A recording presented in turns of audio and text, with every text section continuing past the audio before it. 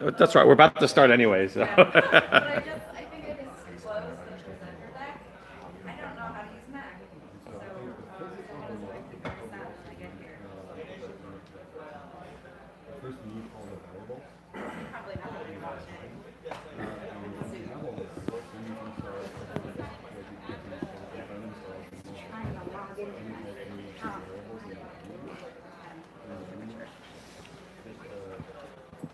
simulation basically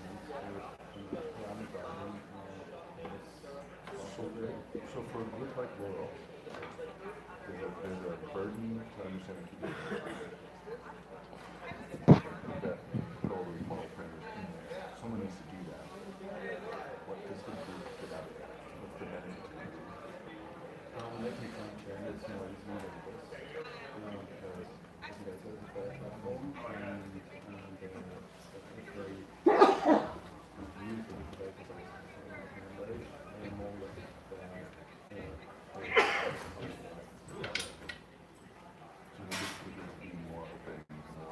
not necessarily open, but at least fair. And of course, it's that way track more. Fine. I'll go in the Mac day or just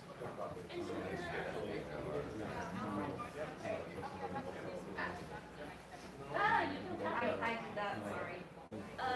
That means you just don't my talk. So Mario's doing the talk instead. Let's not touch the computer.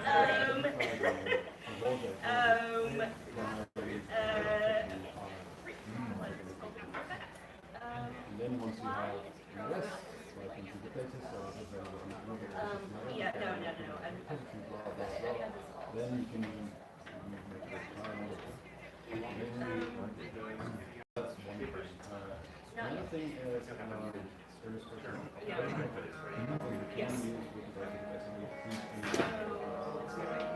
Yeah, large corpus that can increase. You can keep consolidates, teach cleaning, all those things. Do you know which program? The net is he? Is he involved with the Jupyter? Slightly, yeah. Kind of right on the edge of Jupyter. Okay, I think here. Yeah. I think I'm starting to think about it. So he's triply assigned right now. He works with Jupyter, he works with the division that's doing the application of education. He works with it. Let's see.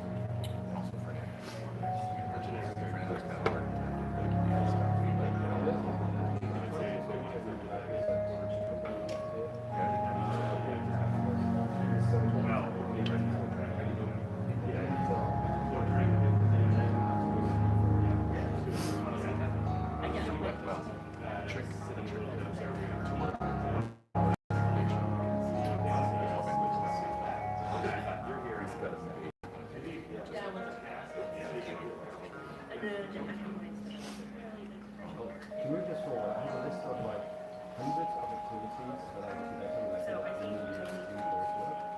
Sweet. Send them over. Good. You just browse this. I'm happy to start Ethos. Great. And then you can ideally I would like to match that.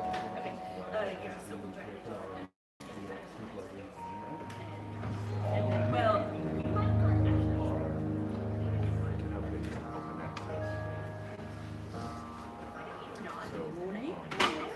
Get a chance to set it up.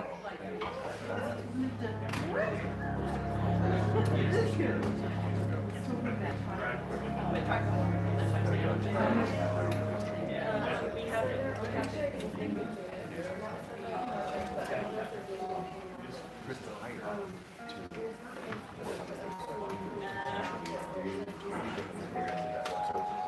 in service to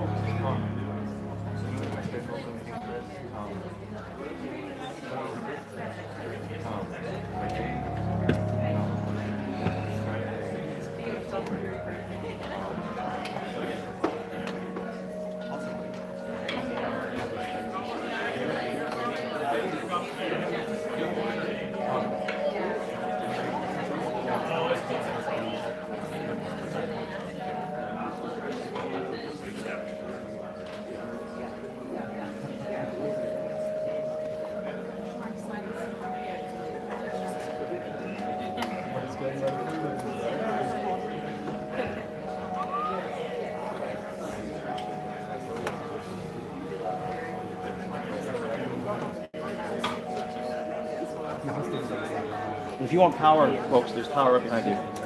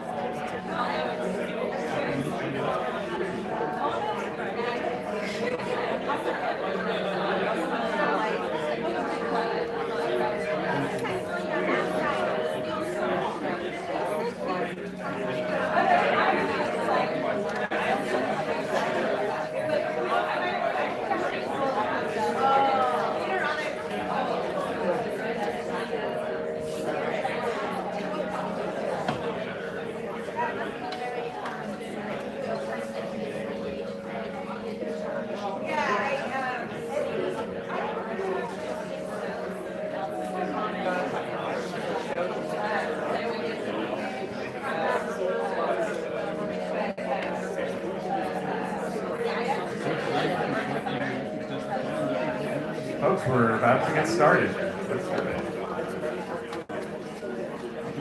The beautiful ambient Wikidata. So this was, I think many of you are probably familiar with this. This was a visualization by Hatnut, by Mahmoud, who's here. Which is better known as an ambient kind of notification system of the activity of Wikipedia, but as you just saw, there's a Wikidata. So these are all the QIDs that are being edited pretty much in real time, I think. So welcome back for day 2. My name is Ben Hirschbaum. I work at the Wikimedia Foundation, where I oversee our work in the GLAM education spaces. Really excited to be here with all of you. It was a great day, filled with a lot of reporting of amazing experimentation going on, progress with this collective effort. So I'm just going to go over a few housekeeping items just to get the day framed, and then I'm going to turn it over to Phoebe for kind of an opening talk. Just to review where we are in our journey through Wikicite 18. Today is Wednesday, the summit day. So this is really about drawing on everything we learned yesterday and heard about yesterday, kind of trying to envision more concretely where is this effort going, along a few 3 distinct scenario pathways, which we'll outline a bit more in Phoebe's talk. So that's the meat of today. The schedule this morning is, after this housekeeping, we'll have a talk from Phoebe. We've actually flipped the schedule, if you may have noticed if you were looking at this earlier. We're going to go then directly into lightning talks, which I believe is a full docket, although there are still slots open for tomorrow's session, which will be right after lunch. So get in there and sign up, there's still room. And then we will take a kind of a transition break, tea and coffee in the lobby, as we start to self-organize into these three main strategy tracks, as well as a tutorial track. And so I just want to quickly show you what this looks like. The idea is that based on what you'll hear in the talk this morning and kind of the ways that you're percolating on what aspect of the Wikicite project in its potential scopings is most interesting and compelling to you, we'll sort of self-organize into these 3 tracks. And the idea is to stay with that the whole day, although that's in no way required. You could move between, you could decide just to go chill out and socialize, you could opt for a tutorial. But the idea is that these are designed as a journey, where we will kind of go through a series of exercises to make a more kind of concrete and tangible path come to life for us about these 3 scenarios. And just do pay attention to the locations of these. Kinsey, east and west, is the room directly outside, just to the right when you come out, and it's now subdivided into 2. And then for the 3rd track, it's going to be up in the Tamalpay room, which is up the staircase 1 level, and then take a left out of the stairs, and it's in the corner.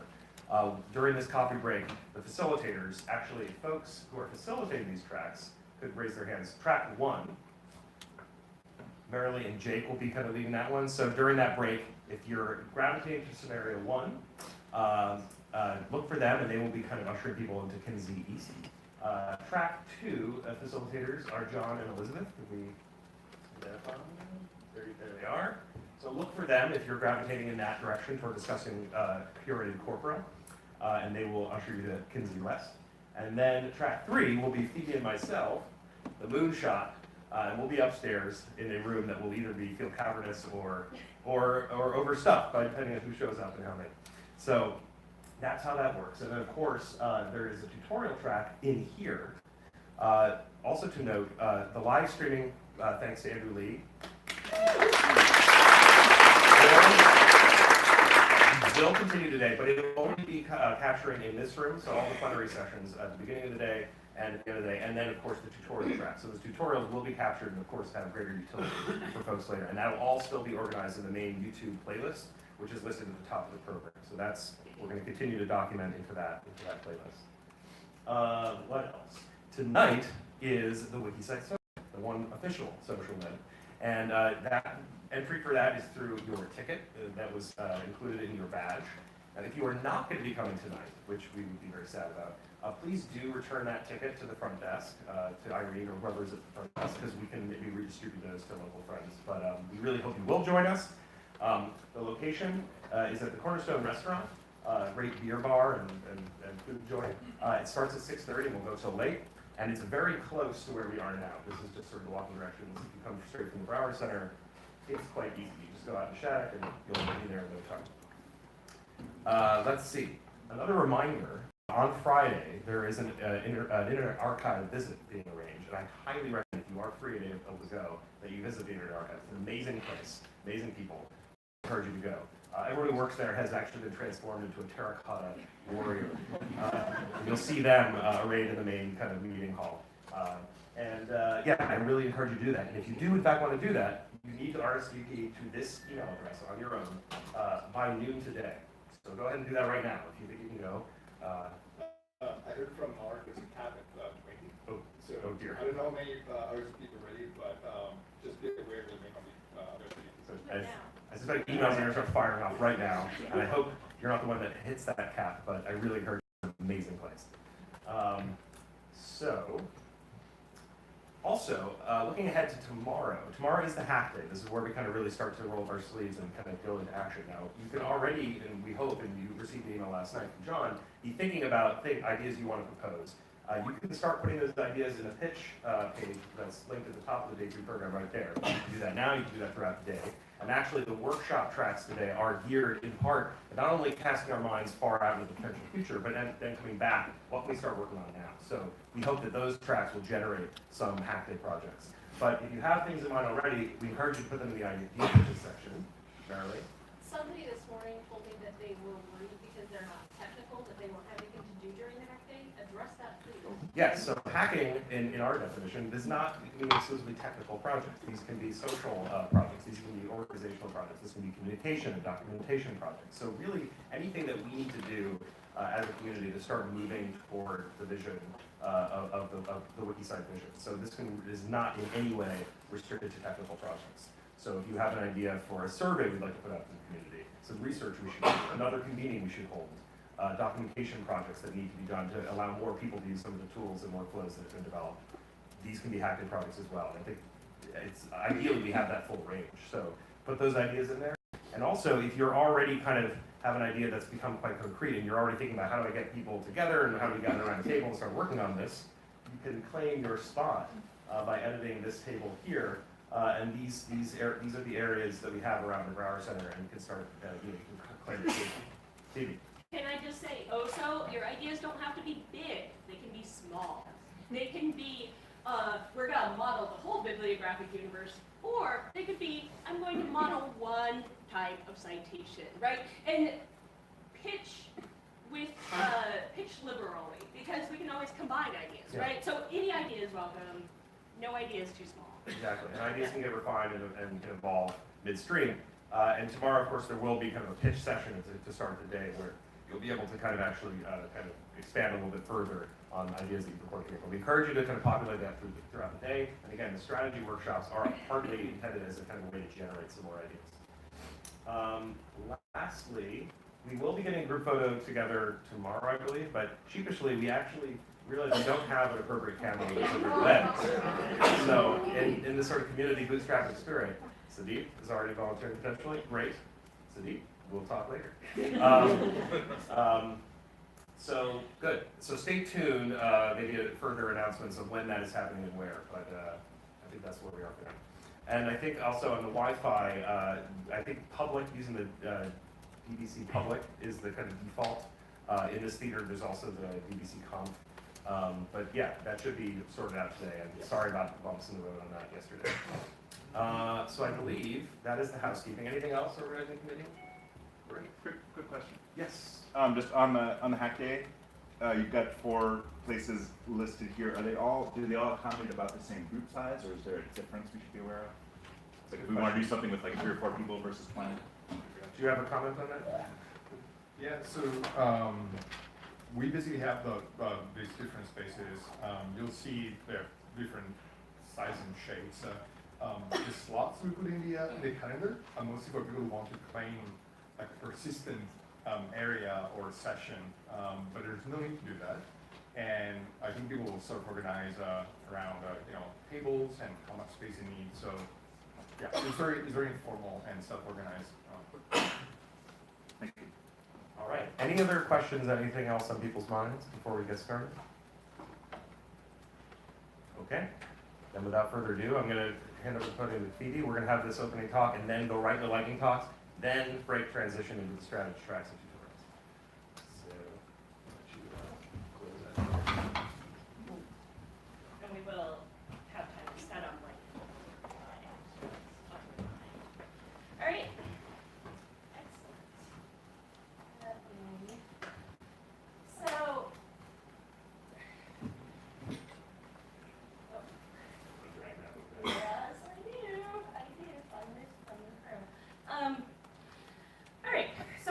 day 2, or, as I like to call it, our glorious bibliographic future. Thank you, Dario. Yay. So, I'm a librarian who's also a Wikipedian, or, depending on the day, I am also a Wikipedian who happens to be a librarian. I wanted to talk about the background and what we're doing. But first I have a question. First I have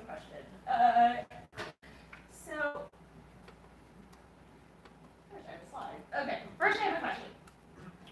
Is this sky blue? Right now, Berkeley Cal. Not around here. Not around here? All right, let's, hold on, let's look. I'm gonna look. Definitely not blue. All right, so the sky is cloudy. How do we know? Light check. Personal observation? Original research? Okay, I have another question. Is the sky often blue here? Yeah. Yes. How do we know? I live here. You live here. Personal observation. Original research. How else might we know? Citation needed. How else do we know? Air quality. A government website that tracks data about the sky. Interesting. What about the NOAA website? That's the American agency that tracks weather and climate. They track climate, and they record climate. They record climate data by day for every year. Okay, so we have a source for that. Another question. Why? What's the sky blue? It's a refraction thing. It's a reflection of light. It's the light reflecting on induced only. Yes, Rayleigh scattering, which is the refraction thing. The technical explanation. How do we know? You said Rayleigh scattering. It's a paper actually. There is a paper. So interesting. Okay. But wait, how do you know? Did you read the paper? Yeah. The Lauren Rayleigh paper from 18 whatever. Okay. How does anybody else know? Like, I didn't read the paper. okay, how do you know? It's just knowledge. General. Just happens I'm on upon you. Wikipedia. I googled it, You and I Googled found it. Yeah, I googled it and found it on Wikipedia. Cool. Don't trust Okay. Wikipedia. Cool story. Okay. So, as I recall, the last time I looked, the Wikipedia article actually cites the Lord Rayleigh paper from whenever. But like, there's a ton of sources that we could get this information from because the original work was done in the 1800s, and then other people tested it, and then they were like, okay, that seems right, and then it was published in a bunch of books, and then those books in turn, those papers and books, were summarized in textbooks, which I imagine is how most of us learn this. We read a textbook we were told in school. And then that, in turn, has gotten summarized in encyclopedias. So there are many things that Wikipedia could cite. They chose to go back to the original source. But incidentally, that's science in a nutshell, right? Like, things are postulated, and then they're tested, and then they become tested theories. So we know this because of science. So only 2 of these questions can actually go in Wikipedia, right? Only 2 of these kinds of knowledge, even though there are 3 kinds of knowledge represented. Only 2 of these things can go in Wikipedia because they're only sources, good, reliable sources, for 2 of them, right? So it seems more or less right to everybody? So I first gave this exercise to a group of MIT freshmen that I was trying to teach how to edit Wikipedia. And it kind of, I will say, blew their minds because, for one thing, we don't talk about epistemology, like, very much, right? In public. We don't talk about epistemology. Also, though, we don't often talk about the purpose of a citation. What we do is we teach people how to cite in APA or MLA as if where we put the comma was the point. But it's not the point. The point is that citations map our knowledge. The point is that citations tell us where we are going. So if metadata is a love letter to the future, citations tell us where to go. And on Wikipedia, citations tell us how we know what we know. Citations tell us more specifically what we claim to know. And things can't exist as knowledge in the structure we have set up on Wikipedia without citations. So, an individual citation, a reference, does a lot of other things too. I'm gonna see if I can get this right. It identifies a word, and it tells you where you can potentially find that word. And it also does this thing of signaling prestige and expertise. So, you know, a science paper published in the journal Science is a fancy science paper. But only if you have a shared understanding of that work. Only if the people you're communicating to also think science is a fancy journal, right? A citation gives us credit, acknowledgement. Acknowledgement that you use as work, credit to the person who wrote the paper. Okay, that's an individual citation. But what we're talking about are corpuses of citation. So, hold up, what's a corpus? What's corpus? That's the Wiktionary definition. So Wiktionary tells us that a corpus is a collection of writings, but it also means a collection, right? In what Wikipedia calls the uncommon sense, but Wiktionary calls the uncommon sense, but we're using the uncommon sense. So I'm using this term sort of interchangeably to mean a collection. It's actually not super common when used in libraries this way, but I mean all kinds of collections, catalogs, indexing databases, the kind of subject-based corpus we're building, etc. Okay, so corpus of citations, what does it do for us? It can tell us what is the state of current research.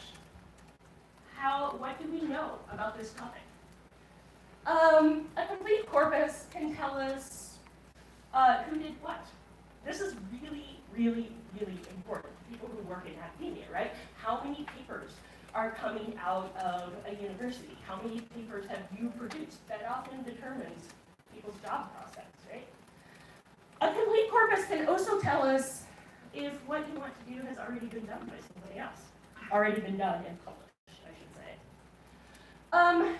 It could tell us the history of that work, the history of the idea, how things are produced, what has happened to that idea, and also, importantly, a corpus can help us discover things. So we assume that this happens when we talk about doing things like searching in Google Scholar. That is shorthand for discovering new things that we don't already know about. Okay. Now, here's the thing. That's a complete corpus. So by inference, an incomplete corpus gives us incomplete answers. Now, sometimes that's fine. Sometimes it's actually what we want. So I'll give you an example. If you're a student and you are looking for an overview of a topic, all you want to know is why the sky is blue, and you want a short explanation of that. You do not actually want to read all 1,000 scientific papers that have been published on that topic, right? That is unnecessary information. It's actually quite unhelpful to have to dig through all 1,000 papers. What you want is like a book, or an encyclopedia article, a Wikipedia article, right? You want a summary, and you don't want to have to work too hard to get it. This is why people use Wikipedia, incidentally, because it's easy, and you get summaries. So sometimes an incomplete corpus can help us. Another example, Web of Science, which is a proprietary database of citations. They charge libraries buckets and buckets of money for an incomplete corpus, and it's incomplete on purpose. Their selling point is that they only index the top 10% of journals, right? And so when you search Web of Science, you're not getting all the literature in the world. You're getting what Web of Science is determined to be the top 10% of journals in any given field. So they think that's a selling point because it makes things easier for the reader. It makes things easier for the searcher. And for those of you who studied library science, if you remember your Ring and Nathan, one of the 5 laws of library science, save the time of the reader, right? So this is a virtue. This is a virtue. Except that sometimes it's not. Sometimes what we want to do is see if anything on our topic has been published. Sometimes we want to know what a complete answer is. I work at a major research university. We spend billions and billions of dollars on grants. All those grants are predicated on the ideas not having been done before. How do we know? We search the literature. If we get incomplete answers out of the literature, that's a bunch of wasted money. That happens all the time. So, incomplete corpuses can be bad. But the other thing to bear in mind is they're all incomplete. Every single last one of them. And so, the trick is knowing the boundaries. The trick is knowing what's in and out. The trick is knowing that it's only the top 10% of journals. The trick is knowing who's in and who's out. And if that's not specified, if we don't see that, we're giving people misleading and incorrect information. Okay, so let's back it up. Where did citations come from? I found myself thinking about this, prepping for Wikicite, and I thought, of course I know where citations come from. But it's actually kind of a good question, because they don't come from the sky, right? They don't just appear magically. They come from places. Where do they come from? So historically, bibliographic metadata, aka citations, aka references, came from librarians cataloging things. So a physical object comes into the library, you purchase a book, comes into your building, you look at it, and you're like, it's 10 centimeters long, and 350 pages, and also it's about frogs. And you catalog it. This is a cataloging card from the Harvard Library, which apparently they annotated. Museums do the same thing, they catalog objects that come from their libraries. This has been happening forever. This has been happening for a long time, right? Catalogs, book catalogs, for a long time, a book catalog from a library, a good library, was like often the only way to find metadata, right? Okay, moving on. Also, historically, so like in the print world, there's this phenomenon called abstractors and indexers. So this is a screenshot of the Reader's Guide to Periodical Literature, which has been going strong since 1900 or something. And they look at magazines and they index them by hand. This is part of the subject index. And Web of Science, also an indexer, Scholar, also an indexer, although they don't call themselves that. There are hundreds and hundreds and hundreds of abstracts and indexes. Most of them we don't know about. Most of them are lost to history. Many of them only librarians know about, right? Earthquake engineering abstracts, InSpec, Compendex, right? Who's ever heard of these things? Historical abstracts. They're tools that we purchase, we spend a lot of money on. And the whole premise is that they're indexing subject-based corpuses, right? Citations also come from authors. So authors write a thing. A piece of software, a paper, a letter, whatever. And they get it published, and they cite stuff at the end. So often citations come out of that work. This is a Brazilian paper, so there's citations in Portuguese and English. So I would say author-generated citations is a big part of the bibliographic universe, often a little sketchy, often wrong, often filled with like bids and COSOs, but they're part of the bibliographic record. Okay, some new developments. New as in since the internet. Since the internet, publishers actually provide a ton of bibliographic metadata. Publishers, you might not know this if you don't work in libraries, publishers send the MARC records for their book collections to libraries and we load them up. Why do they do this? Because as Springer Nature tells you, it increases Springer Nature ebook usage by 50% to have the records in your catalog. Woohoo!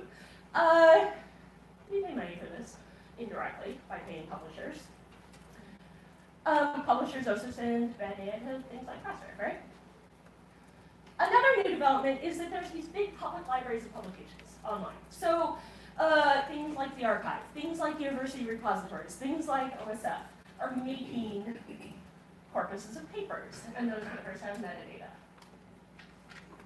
Another new development is that there's repositories of everything else. So the margins of bibliography are interesting and they're hard, right? So there are purposes of code, There are collections of sound files on SoundCloud. There's the TV programs at the Internet Archive. There's all these collections. They all have citations. They all have citations. We often don't know how to cite them, but they are all citable stuff, right? This is a Zenodo, which is a code repository, or data repository, excuse me. Versioning's hard, linking out to existing other papers is hard, the whole thing's hard, but they exist. There's also the phenomenon of the aggregator. The aggregator, the registry, I wasn't sure what to call this category, but like Crossref registers data, right? ORCID registers data. OCLC collects records from everybody else and ships them out as an aggregator. So there are many, many sites like this. Most of the talks yesterday were using data from collections like this, right? Aggregated collections from a lot of different sources. These people may or may not produce their own metadata ultimately, right? And then lastly, there's us. So Wikipedians, we make citations. I have made plenty of citations in my time as a Wikipedia editor by hand, looking at the book. We're kind of like authors, except we're a little more careful about it, right? That's it. Hopefully. So it's a corpus, though, the Wikipedia citations. We just don't know very much about it. So these are our stakeholders. Wikipedians, authors, publishers, librarians, public repository owners, indexers, remixers, collectors, but also, I would add, importantly, readers. Because we don't do this for our own health, right? We do this so that people can read and discover and find stuff. So all of these stakeholders, too, have different cultures. And the cultural differences often show up in questions like these. Who should steward this data? What's the ultimate source of authority? And when I say accuracy in the Wikipedian sense, I mean, is it something we strive towards accuracy? Everything's in flux, everything's changing? Or do we say we make a record and it's done and it stays stable forever, right? Okay. So I would argue that this conference, Wikicite, is to do two things. To open up the geographic metadata. Probably using Wikicite or Wikibase, probably using Wikidata. Not necessarily, but probably. But it's also to explore this metadata coming from the Wikimedia projects. Okay. I want to make sure that we're all on the same page with all of these terms, right? So Wikidata, what's Wikidata? It's a big database of open data that Wikimedia is running, right? It's a project. You can edit that project. What is Wikibase? Wikibase is harder. Wikibase is the software that runs Wikidata, but it also runs lots of other things. And it provides a way to make linked open data. Great. What's linked open data?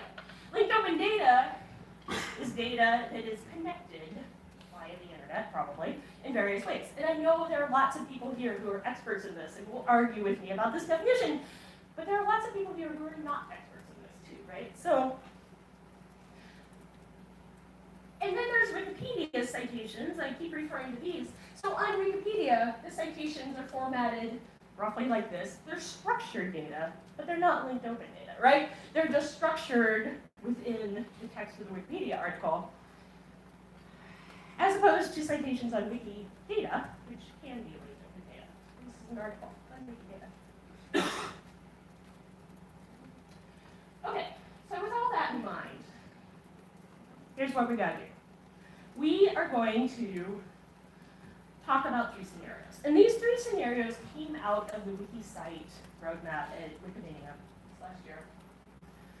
And the scenarios are a database of all sources cited in the Wikipedia projects, a database for curated bibliographic corpora, and the moonshot, which is the bibliographic commons. And these are scenarios about scope. They're not scenarios about approach. We could have all these things be federated. We could have them all in Wikibase, out of Wikibase. We could do a lot of different things. But they're scenarios about scope. Scope for this project, what do we focus on? And with that in mind, I'm going to call my helpers. So we are, so I would say just have some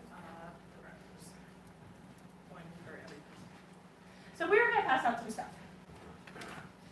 And we are going to do that because we're going to do a brief hands-on activity. I am very sorry, I'm an instruction librarian, and I'm going to make you do a brief hands-on activity. Because otherwise we'll be sitting here for a long time talking. Just take one and pass it Take one and pass it down. Take one, pass it down, pass it down, pass it down, hurry up. Hurry up, hurry up. Okay. So, Dario, I'm giving you the bibliographic moonshot one. Okay. So here's what we're going to do. We're going to ultimately gather in groups of 3, which just means scooting over until there's like, you're saying next to 3 people. If that doesn't work out, fine, whatever, we'll make it work. But more or less, gather up. That just might mean moving a seat or 2 for a few of you. Everyone should have a scenario. Read your scenario. And then take some notes or think about something. Okay. Take the scenario, think about it, think about it.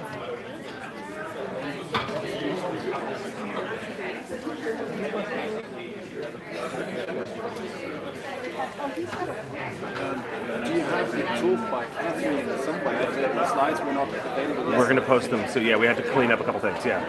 We'll post those. Yeah. In the Etherpad. Yeah. Yeah.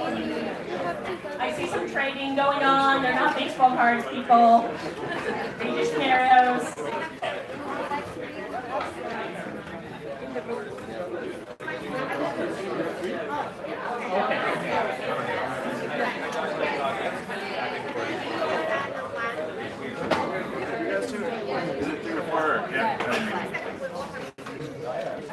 Okay. All right, people. There's lots of talking. So what I want you to do is read your scenario. If you haven't yet, back row. I want you to read your scenario if you haven't yet. And then the reason I want you to get in groups of 3 is I want you to each explain it to the other 2 people. What is it?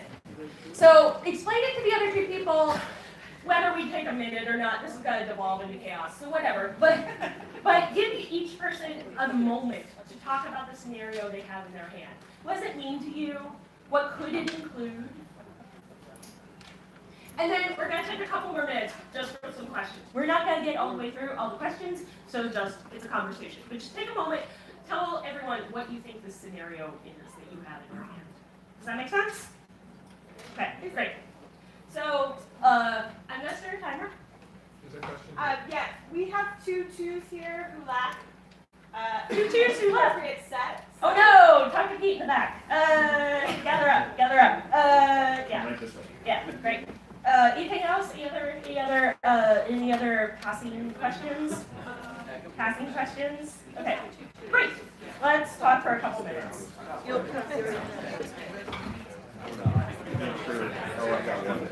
got one? Nothing hilarious happened. I'll put one.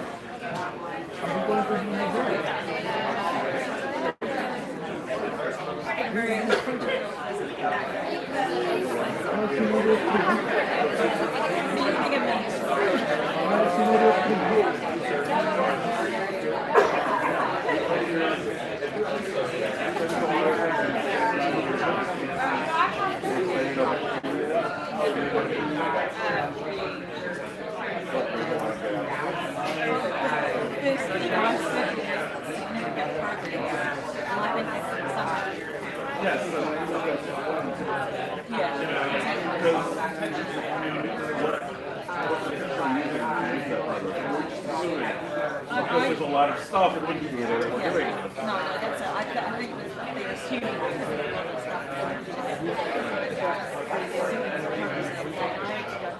Yeah, I wonder if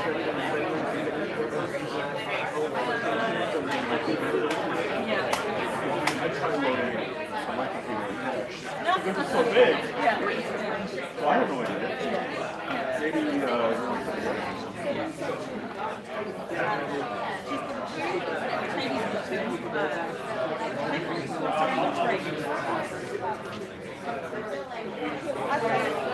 Yeah.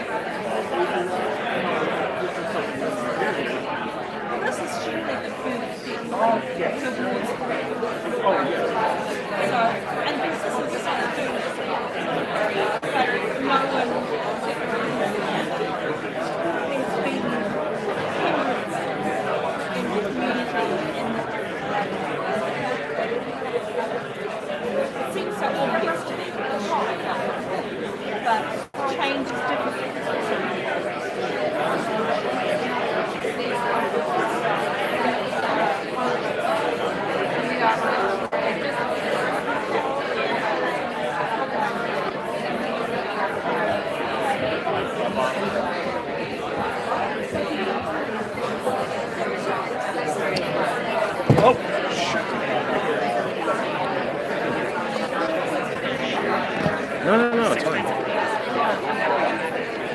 No worries.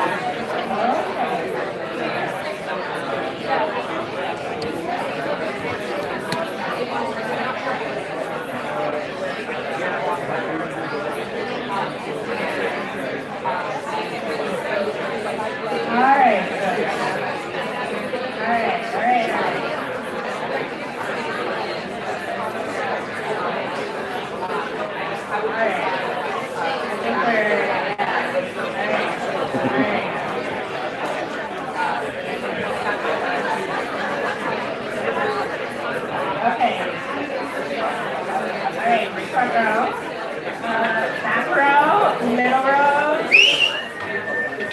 Let's bring it back. Let's bring it back. Citations are so exciting. No, this is awesome. This is awesome. Thank you all so much for being good sports. This is great. Thank you for being good sports. And I feel like now we're all nicely warmed up to talk about bibliography, right? Now we're all nicely warmed up to talk about the scenarios, and that is what we are going to do today. So I hope you came up with questions. I hope you came up with thoughts that you want to talk about in more depth with people. And so, as Ben said at the beginning of the morning, we're going to be in 4 tracks today. The first track is tutorials in this group, and they're all going to be amazing. The other 3 tracks are about the scenarios. And during those tracks, we are going to talk about different questions. And I have been asked to address how do you know which track to go in. So hopefully, this helped you figure out sort of the questions that you're interested in. But there's no rule about who goes in what scenario, or even what kinds of answers or what kinds of projects you'll get out of each scenario. So these are overlapping scenarios too, right? Scenario 1 is possibly a predicate for the other 2 scenarios. We need to model the citations in Wikipedia and figure out that corpus. Scenario 2 and 3 are of course overlapping. And again, these are not about approaches. They're not about how we get there, but they're about defining scope. So, scenario 1, I can imagine questions like, think about Mark Graham and his presentation about all the TV shows on the Internet Archive. Many of those are cited in Wikipedia. Those citations in Wikipedia are not linked to the Internet Archive streams. Should we do that? How should we do that? How do we represent really complicated data that is important to Wikipedia? Scenario 2, I can imagine questions like, if you were inspired by Jason Evans' talk yesterday about the National Library of Wales collecting and disseminating their holdings, how can we do that for other types of collections? How can we do that for natural history? How can we do that for music? How can we do that for individual museums and cultural institutions? Scenario 3, if you were inspired by these projects that seek to download vast numbers of citations from the bibliographic universe, how do we get all the journal articles? What does that even mean? Those are the kinds of questions I can imagine you being inspired by. And there are many, many, many more. I didn't ask my co-facilitators for help with this, and so everyone here has different ideas about what these 3 scenarios might mean and entail, and I encourage you to make them your own today. Okay, so we're going to split out the tracks. We're going to discuss. There's going to be facilitators for each track. And we're going to develop goals, but also importantly, I want us to develop projects, because this is a hands-on conference, and we are going to build some stuff today. We are going to build ideas, and we are going to build roadmaps for the hack day, and we are going to not sit around, as we so often do at all of our events and all of our professional spheres, and talk about things, and then the notes get put on the document and never seen again. I want to build some stuff, so let's build things today. The other thing that I want us to do is answer some questions for each scenario. So, if we build a corpus, what's the point? What's the purpose? And relatedly, what questions can it answer? Whose needs does it serve? What are the technical and community requirements? All of these scenarios have different technical and community requirements. Sometimes the technical requirements are huge, sometimes the community requirements might be huge. And let's think of the users, the readers. Whose needs does this scenario fulfill? The readers and our own work. Does it fulfill the needs of publishers, libraries, Wikipedians? And I want us to consider this question of who's able to contribute in each scenario. If our scenario is that we download vast dumps of data and we put them into a database, and that database is sealed, who can contribute? People who know how to make dumps of data. If our scenario is that we edit citations individually, Who is able to contribute? People who know how to edit Wikidata. If our scenario is that we make library collections of different kinds of data, who is able to contribute? Library catalogers. I will point out, I am not a library cataloger. So different people are able to contribute in each scenario. Let's think about that. And let's think about what's in and what's out. An incomplete corpus is not a bad thing. It can be a very good thing. But what's in and what's out? How do we define it? How do we know? And what's our aspiration? Because we're not going to get there today. Like, we are not going to get all the bibliographic metadata today or possibly ever. But what's our aspiration and why? I also want us to think about the gaps, which is a related question. What's missing? And how do we define what's missing? Practically speaking, there's a bunch of unsolved modeling challenges for each of these scenarios. We don't actually know, I think, I could be wrong, how to model TV shows in Wikidata. We don't actually know how to model a lot of sort of classical publications. Last year I worked on engineering conference proceedings, and as far as I know, those still aren't modeled, so maybe I should take it up again this year. But there's a lot of modeling challenges for different kinds of data. And this is important because if we can't model it, we can't represent it in our database. And if we can't represent it in our database, then we don't have the full picture of diversity of sources, right? So it's important to be sure that we can represent everything that we want in that corpus. And then, again, we throw around the word community a lot. So this is related to who can contribute. But we often say, oh, the community. Whose community? What community?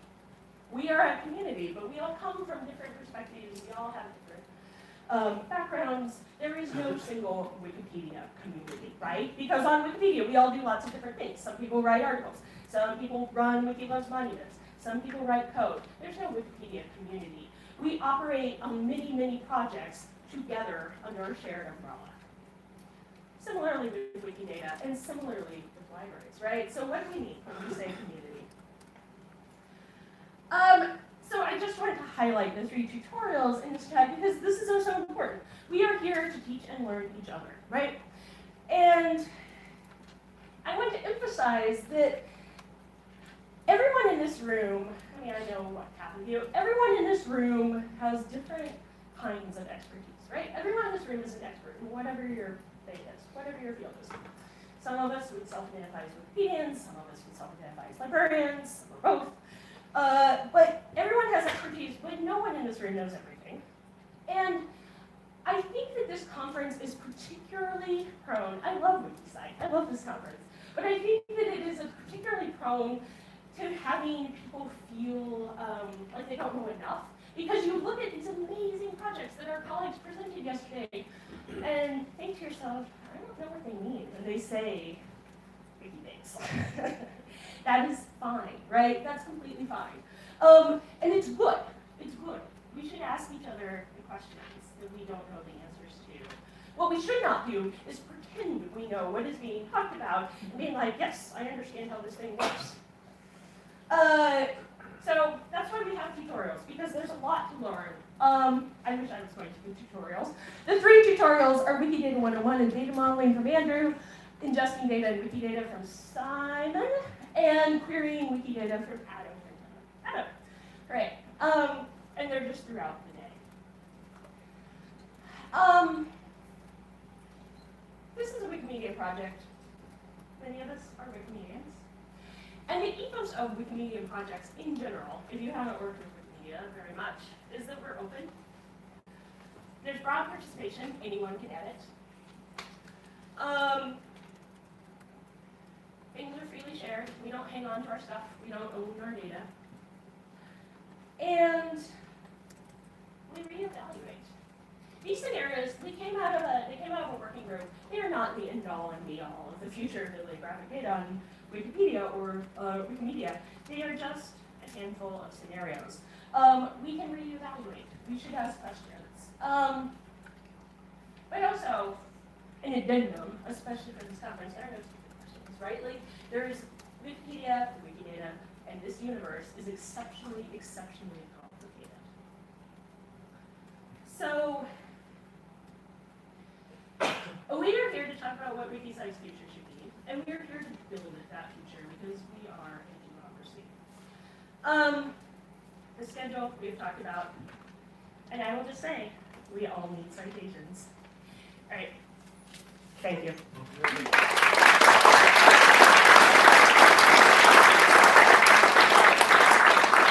So now what we're going to do is I'm going to take questions simultaneously. We're going to set up lightning talks. So maybe someone can fuss around with the computer.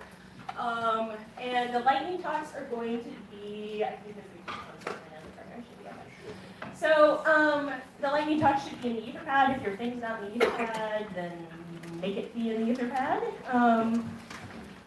And meanwhile, are there any questions for me? But more importantly, are there any questions for the organizing team, the facilitators, about what we're going to do, or thoughts, comments?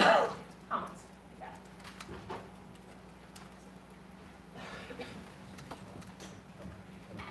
Thanks for your talk, Phoebe. It was really entertaining and interactive.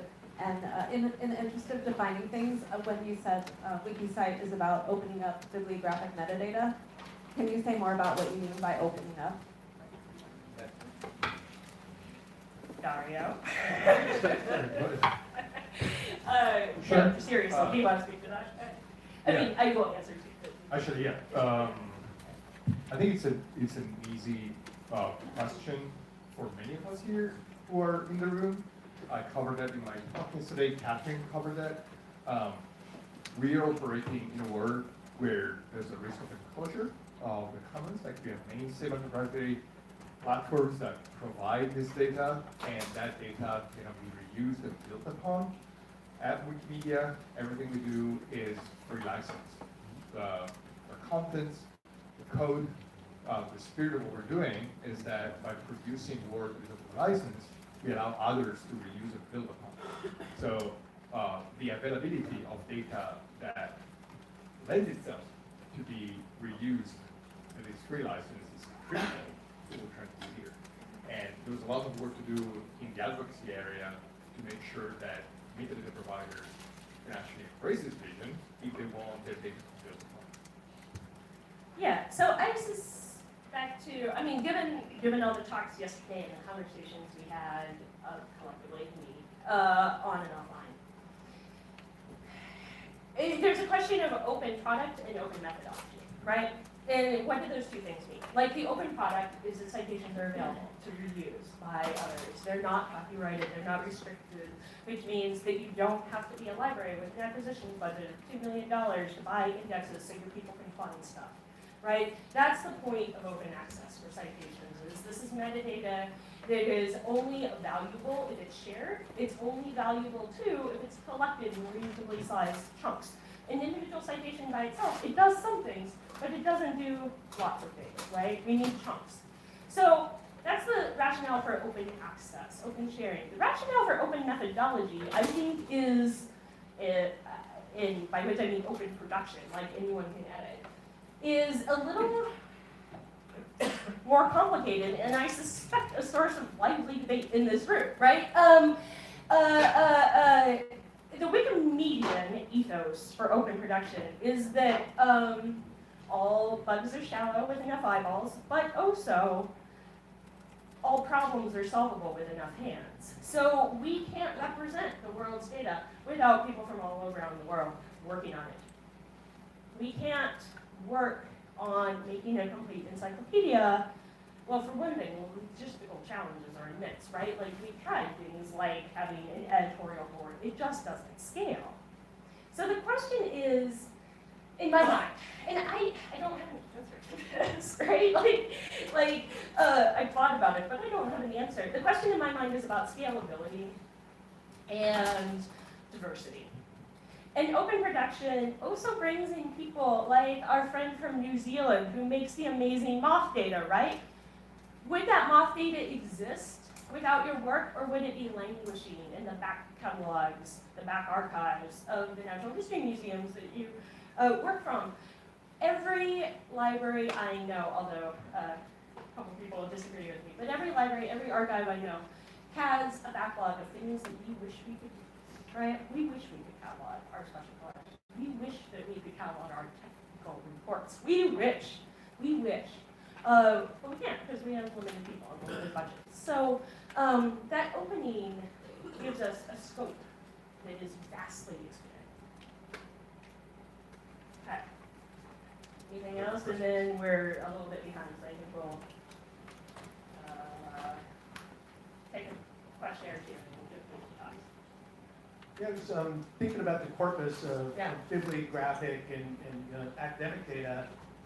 Made me think about your keynote earlier, Dario, when you mentioned that perhaps Wikicite also needs a quality indicator, something that indicates the quality of where it's coming from.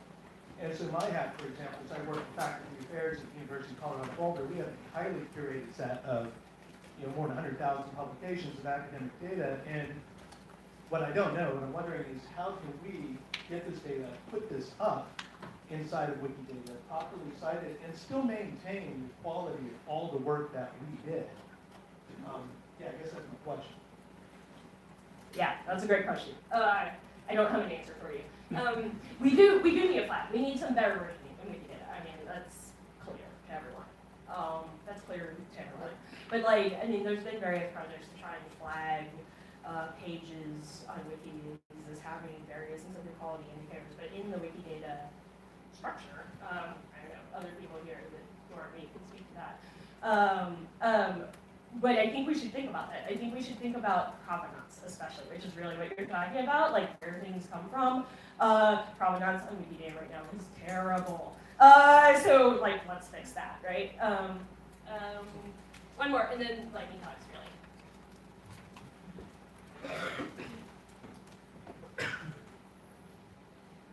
really. So I had proposed about having a quality meter within the Wikidata itself. There are two kinds of one like graded qualification for every Wikidata element as a separate parameter or property. Second, expirable data. There are data that can, like the President of United States, it automatically gets expired after some time. So we could have actually sorted them out and kept away. The citation also, if you have like a university citation, it becomes a Wikidata element. We should also have kind of index, like this is more reliable than something else. So such a proposal should be there for the Wikidata itself. Yeah, okay. Okay, fair casting in mind. That's cool. All right, I think with that, there's so much to say, but let's move on to some excellent lightning talks, and then everyone should take their time. We'll just run a couple minutes into the break, and then we'll break, and great. Okay, so we have 8 lightning talks. They're going to be about 3 minutes each. Everybody who's on the list, get ready to come down when you're next. Ben here in the front will be your timekeeper. We're going to, for each of the speakers, and we'll go ahead and get started.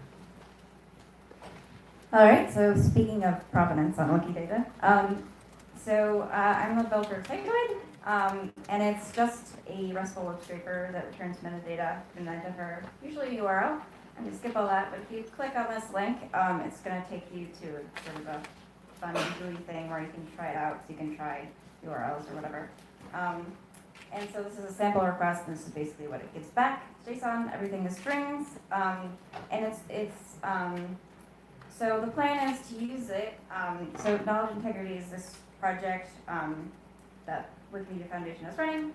And part of that is to integrate Citoid into Wikidata for citing things, citing sources for statements, items. So there are lots of challenges for this, but I'm going to skip that. So this is a traditional reference, which probably you librarians are familiar. Probably everyone is familiar with. And you can see it's very flat. Everything is strings, and that's sort of what Citoid and which uses Zotero is sort of optimized towards, and of course Wikidata is totally opposite. It's very, very structured. So we sort of have to reconcile those two things. There are like 4 different ways to cite something on Wikidata. You can do it really flat like this. So I've picked an example of a book chapter. So here, everything is completely flat. Everything is in the reference as a string. You can also have 2 layers. So here, I'm citing the chapter as the title, but I've also got a book, which it points to right here. And then this is actually a reference I created by hand like years ago to cite that Harry Potter was originally written in British English. And so here you can see the chat. Well, this is the reference. Sorry. 1 minute. Oh God. Anyways, yes. Okay. So there's lots of problems. So this is, I don't know if any of you know, but this is Katie Filbert's autofill tool. And I've extended a little bit, and we're going to do a demo if we have time. If we don't.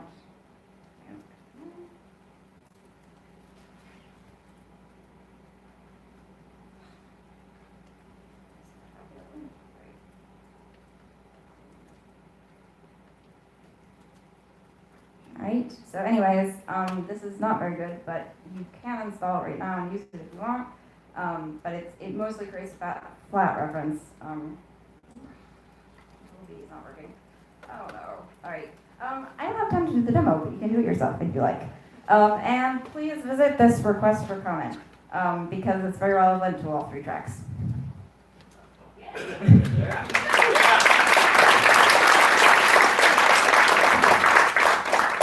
I love Cytoid.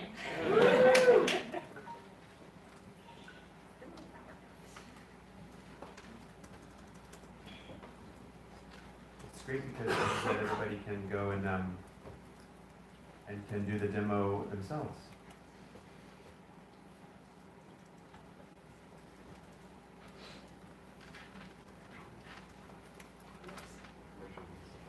Do you want to switch? Do you want to? Yeah, go for the next one and Yeah, you yeah. change the permissions. Okay. Up next, data models.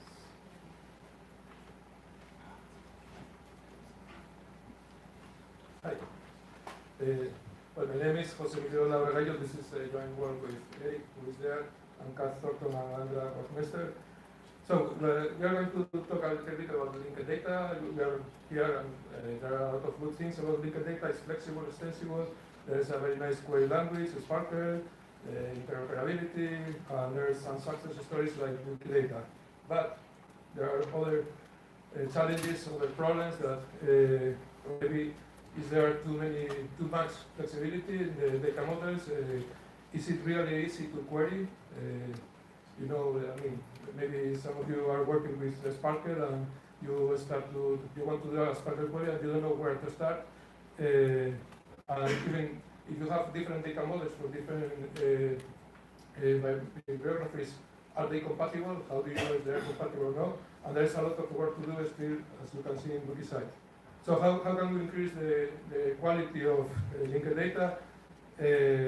What we propose is a high-level language, a language that could be useful, could be used by domain experts, not by computer people, but people who are in domain experts, which could also be massively processable, and to integrate that language in the workflow of the Wikipedia, Wikidata, etc.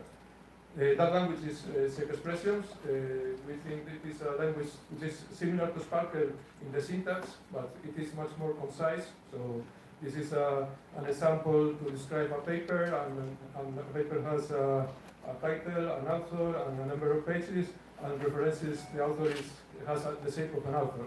So as you can see, it's very concise.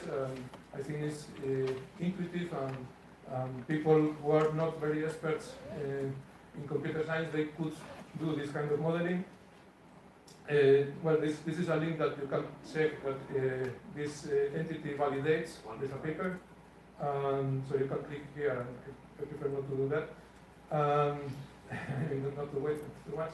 And also, something that we are working now is that shape expressions could also be visualized. They are very similar to UML diagrams. So this is a visualization of the previous shape expression. And for example, I have one student who is working in a visual editor for shape expressions. Also, something that we have started very soon is that when we were in New York in the Wikibase, we thought that there was a methodology when you want to model data, is that you start with an existing data, an existing entity. You want to extract that's the shape expressions of that entity. Then you edit, you clean that shape expression, and then you validate other similar entities with that shape expression. So something that I did since in New York is to do an inference system that takes data and do the inference. So as a conclusion, so I think data models, we don't propose to have a single data model for everything. That we think that there must be federated data models, and that those data models should be able to be defined by the community and by domain experts. And we want to have tools, and I think Safety Specialist is the right tool, and we even wrote a book, so you have the link there if you want more information. Thank you.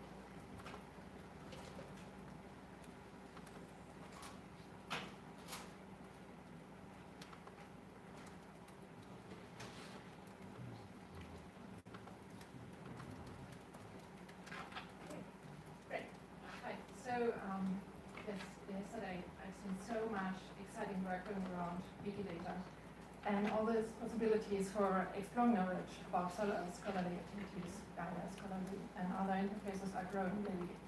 You explore authors, publications, topics and so on. But one can dive a lot deeper into scientific knowledge, and images are super important for this knowledge transfer. When you think about how we actually read scientific articles, a lot of information is processed by the figures.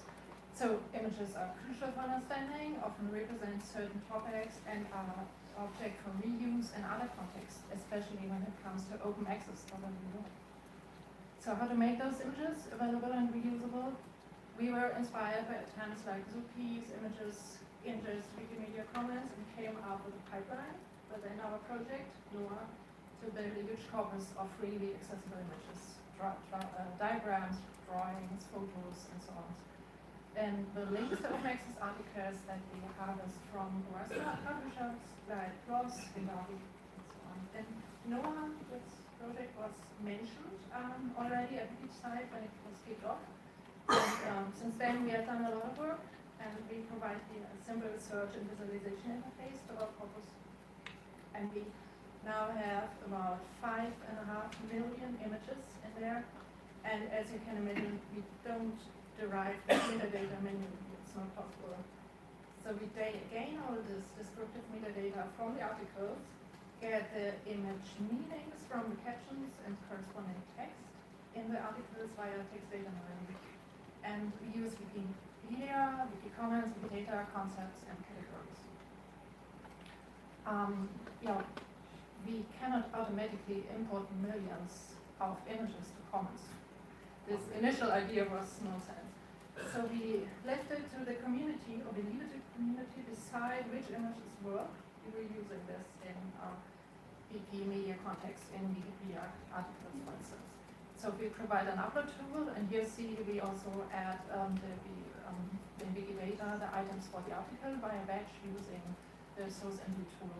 And here we are relying on another tool on Wikimedia Foundation Labs, and we build upon that. And this makes me going to the first question here for our probably for next session suitability. We do not need all images integrated into Commons. So how do we easily get information from distributed sources for a common knowledge graph? So think about stable union, human and machine readable archive queries for a corpus of scientific images.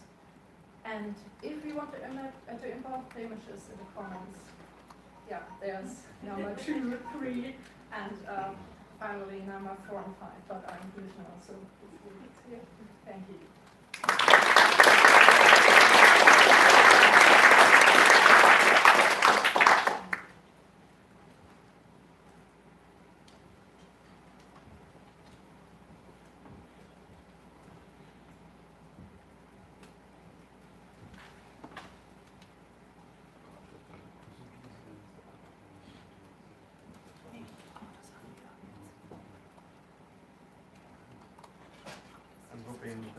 person is on their way down.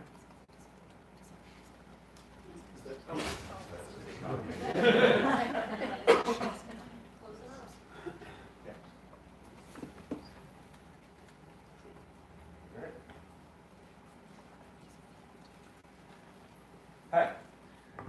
So I've been working on a project for the past 6 months or so called Newspapers on Wikipedia. Newspapers on Wikipedia. Basic idea is that we want to get 1,000 Wikipedia articles, short basic articles, as starting points about local newspapers in the United States. And this is a project that I think we faced something that probably a lot of the other projects that I've heard about in the last couple of days have faced, which is we want to get experts and enthusiasts working together. Right? We want to get journalism professors and students and people who are interested in the subject matter or interested in newspapers but don't know much about Wikipedia, and we want them to work with Wikipedians who know something about Wikipedia and maybe are interested in the news, and we want to get that sort of special mix of talents and skills and interests. And so we want to create a space that nurtures and supports that interactivity. And that space has a name in the Wikipedia world, at least the name that I use for it is a wiki project. So the way that we started out was we created some pages in the Wikipedia space, and you can browse through them here. Actually, if you want to link to this, if you can find me on Twitter, it's just my name, Pete Forsyth. My most recent tweet has a link to this. And the idea is you basically create a bunch of pages that allow people to put their thinking in different stages of it about what needs to happen for the project to get done. And that will basically, anytime someone has a question and someone else answers it, there's almost guaranteed to be someone beyond that who had the same question, who figures it out just by kind of listening, by paying attention to what's going on. Maybe that prompts further questions. One thing that we did in this project that I think was a useful innovation is we added a Slack channel, because one thing wiki projects are not very good at is real-time communication. Okay? It gets a little bit messy as far as because it's sort of redundant, but it works for us. Like we figure it out, and we try to put stuff in the place that it makes the most sense. One of the things, just to give one example of why the wiki project was so useful to us, I saw Lane up here, Lane Raspberry, was one of the first people who came and joined our wiki project when we put it up, and that's the reason why we understand that Wikicite is our people. We didn't know. We didn't really know about Wikicite. I kind of heard about it a little bit here and there, but Lane saw what we were doing and said, hey, I think you need to know about Wikicite, and that's really why I'm here. I have a little bit more time, so I want to, if you click on the Goals tab, if you're looking at this, I put together something about measuring progress. So for a project like this, one thing that we really need to do is to be able to see how many articles what has been the progress in a big collection of articles over time. So I've tried to put together a bit of a spec for sort of a framework for a script that can basically look back in time and see how a collection of Wikipedia articles has evolved. And if anyone else is interested in stuff like that, I know we had a lightning talk yesterday about time machines in Wikipedia.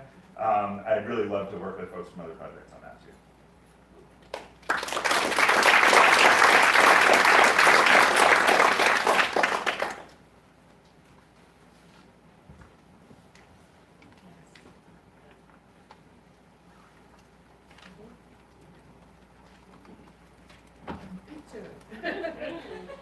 Okay. My name is Susanna. I come from Finland, and I'm presenting you a project, an ongoing project in the space of, let's say, citizen history, something that is for the layman to do together with the scholars, probably.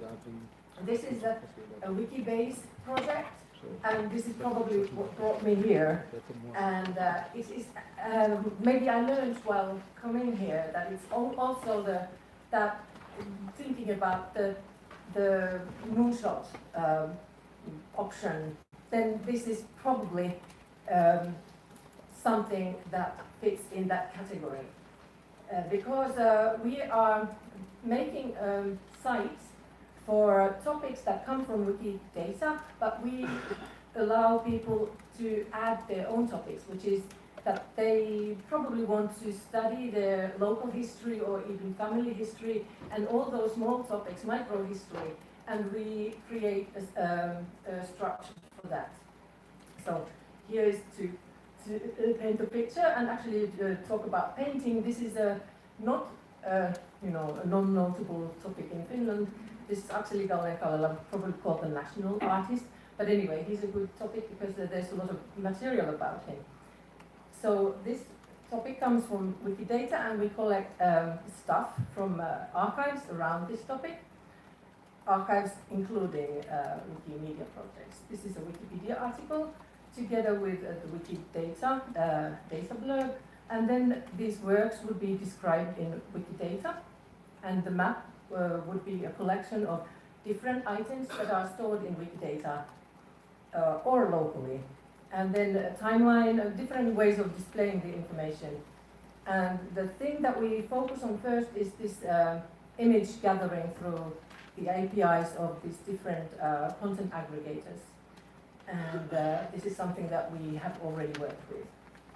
And the idea is that once this data and content comes to this site, the users, as they become the citizen historians, they work with the content, they enrich it, they curate it, they for example, take out the bad selection, bad matches from the what is that? Half a minute, okay. So, this is for you to maybe explore. There are a couple of things that also relate very much to these citations, and there are newspapers and different sources, either user created or then automatically brought and then given for the users to curate and maybe enrich and transcribe and annotate and etc.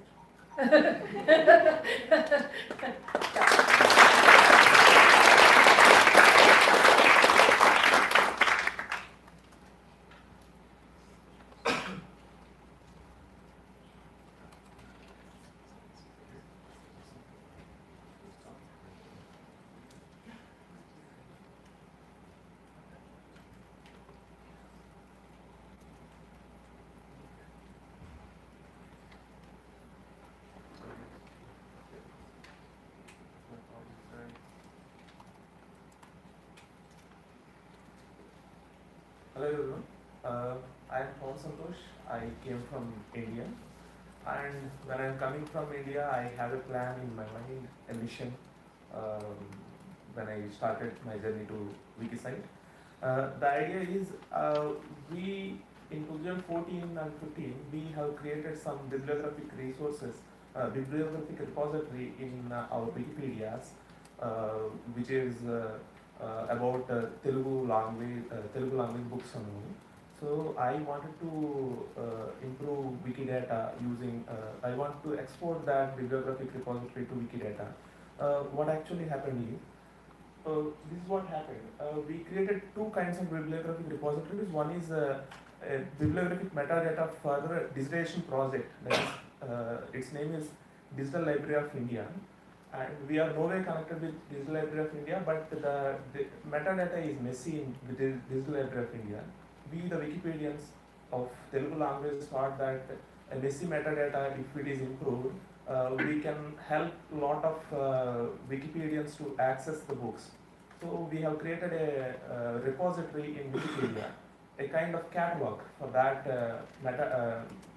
that repository in Wikipedia.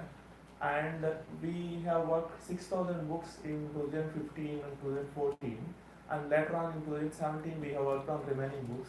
Totally there is 2,300 books, 23,000 books metadata is available with us, and most of that is in Wikipedia, under Wikipedia namespace. So archive.org, people took that metadata and improved archive repository using that metadata also. And the second one is, we have digitized catalogs of physical libraries that are present around Telangana and Andhra Pradesh, Artland of Telugu. So we have almost 5 to 6 libraries catalogs that are already in Wikipedia, but are in Wikipedia namespace with like they are tables. simple tables, wiki tables, with book name and all, proper catalog. So we have those two kind of big repositories.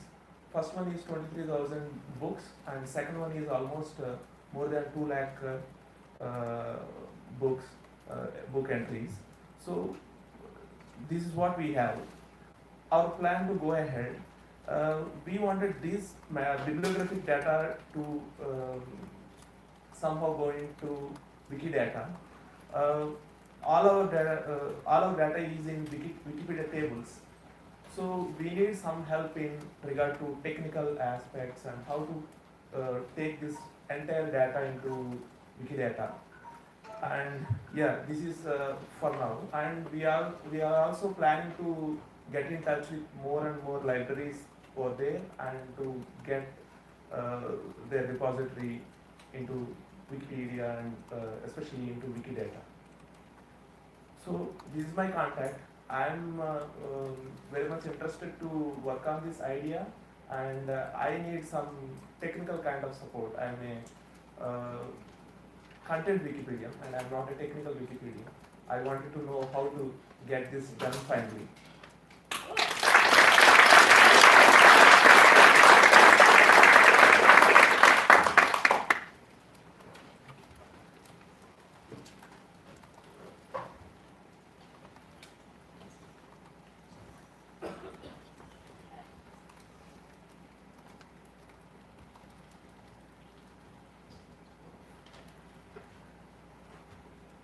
Hi, my name is Ben, and I work for the French Higher Education Bibliographical Agency, which is Ayers in France.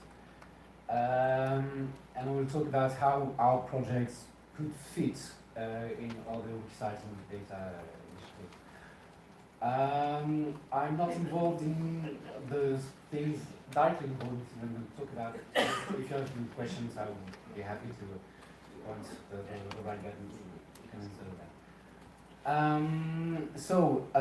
Ayers is in charge of the French higher education union catalog, which is called SUDOC. We provide 16.5 million bibliographical records and the CC BY compatible license. There's a lot of questions where they can fit in Wikidata. We offer our records in RDF, but we do not have a sparkling form yet. And yet we already have Wikipedia property and the link here. More interesting thing currently is we also curate big authority files that includes authors, all the French authors, academic researchers, especially because we also curate all the French PhD theses.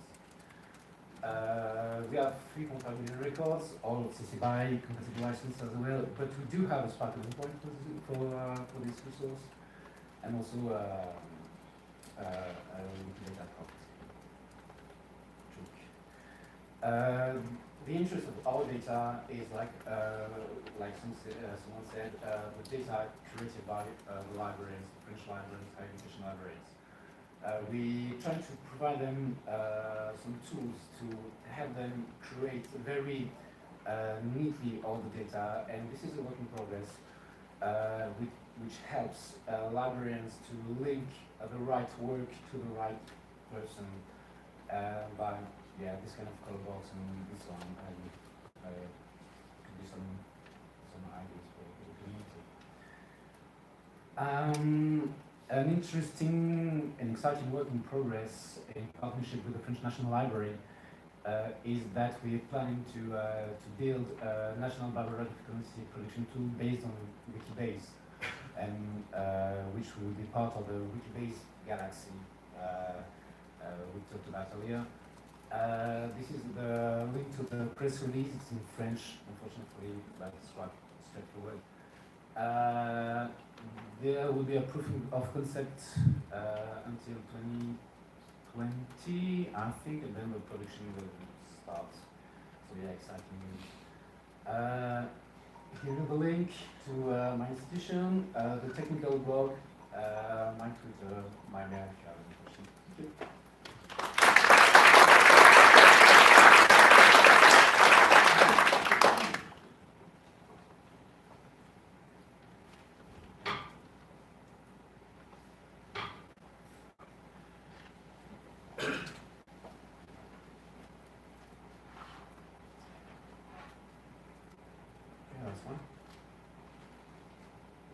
morning.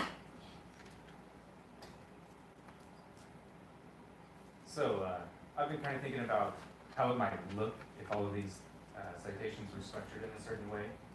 So this might be a medical study, and how do we know that it's good? We could look at the sample size, was there random assignment of treatment groups?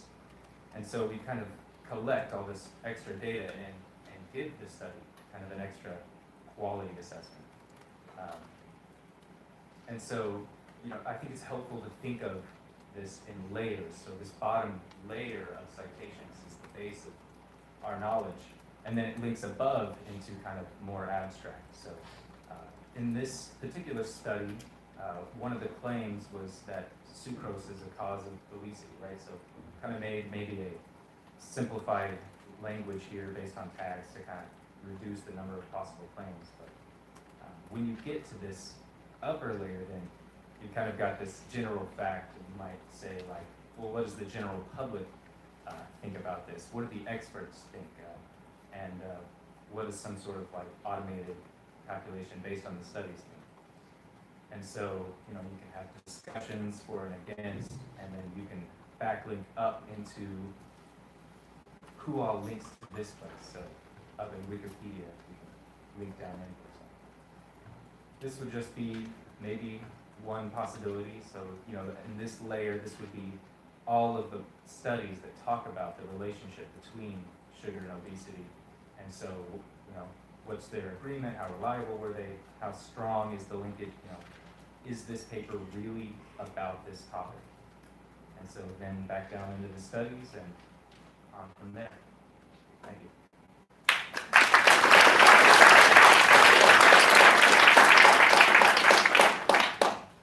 Okay, so that concludes our lightning talk session for today.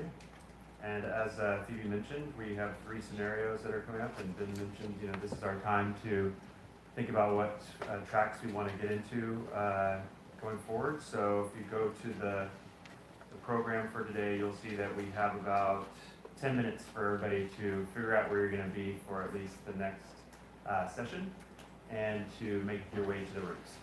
Thank you.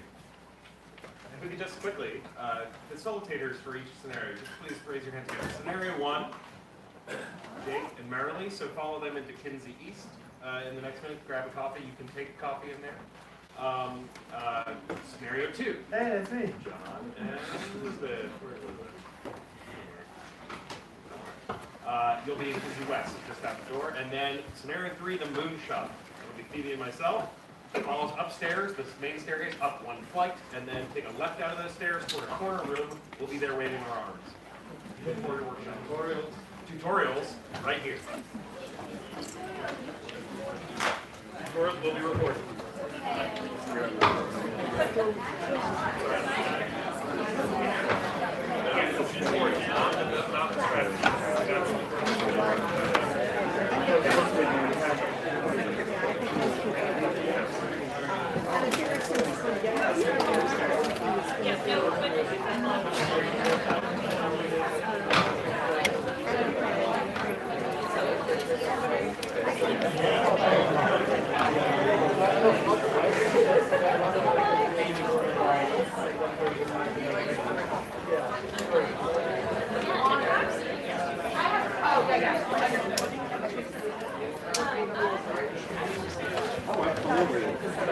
Oh,